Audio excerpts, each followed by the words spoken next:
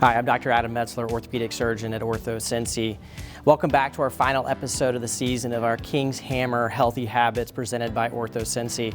Today I'm joined by Dr. Tim Burns and we will be discussing concussions and the recovery process.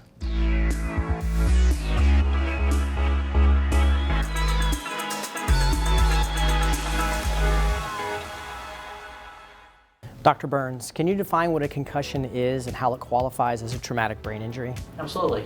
A concussion is going to be an injury to the brain, classified as a mild traumatic brain injury.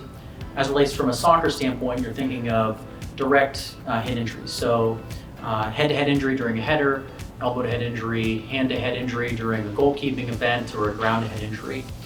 These are going to result in functional damage to the brain, meaning how the brain is working, but not necessarily structural damage to the brain. So why is it crucial for our athletes to follow our return to play protocols after concussion? It's a great question. Concussion is a unique injury in that you do not return to play immediately once you're symptom-free. In order to return safely, you need to follow a stepwise return to play. It can take up to 6 steps, and you need to make sure that you're monitored through each step to make sure you're symptom-free along the way. If you progress through the steps too quickly, you can have a higher rate of recurrence of concussion and a higher rate of longer-term negative effects of your current injury.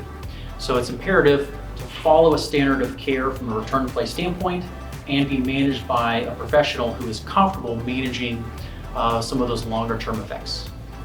As a sports medicine physician, why is it important to educate our coaches and parents about concussions? Great question.